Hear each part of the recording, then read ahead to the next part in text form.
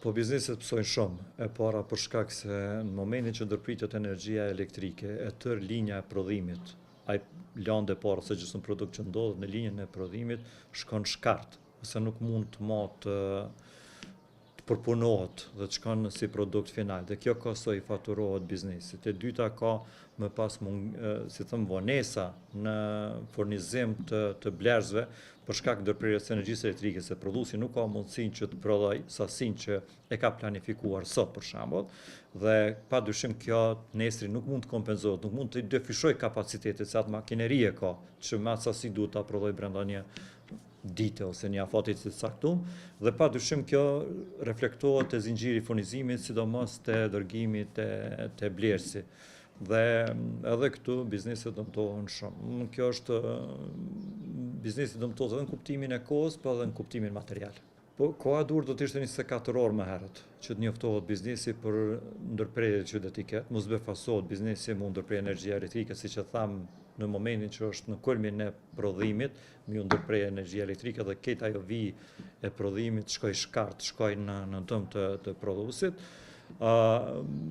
Kjo është një prej pengesave më të mëdha edhe për thithjen e investimeve të huaja në Kosovë. Mos stabiliteti me energji elektrike ndikon shumë të ardha investitorëve të huaj ose në xhirimin e kapaciteteve të prodhimeve tona. Edhe kjo është një prej arsyeve pse po kërkojmë që të ketë edhe alternativa tjera, mos jetë vetëm energjia elektrike që importohet apo prodhohet në kek si alternative vetme, po të jetë edhe gazi, po të jetë edhe energjia e renovueshme dhe kështu me radhë.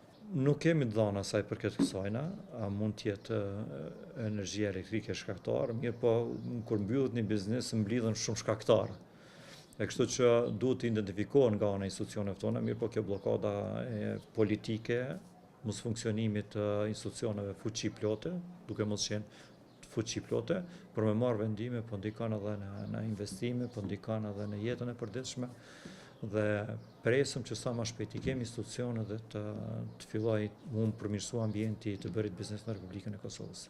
Po me siguri që duhet të ndërhyrje në rrjet, duhet të bëhet punime, se punime bëhen edhe në vendet më të zhvillume, mirë po nuk ndërpritet energjia elektrike, sigurohet në mënyrë alternative furnizimi, derisa të bëhen punime në rrjet. Nuk është e drejtë që vetëm të ndalet energjia elektrike dhe kemi punime në rrjet. Biznesit nuk i intereson rrjeti. Biznesit i intereson që të ketë furnizim të rregullt edhe pagun që të ketë furnizim të rregullt. Edhe ashtu çmimi i energjisë elektrike tani po shohim sa ka rri. Kërkesa jonë si hodë ekonomike është që të sigurohet furnizim i rregullt për biznesin. Çfarë forme siguron, si e siguron, kur i përfundon punimet në rrjet, ne nuk na intereson. Ne na intereson që të kemi furnizim të pandërprer të energjisë elektrike.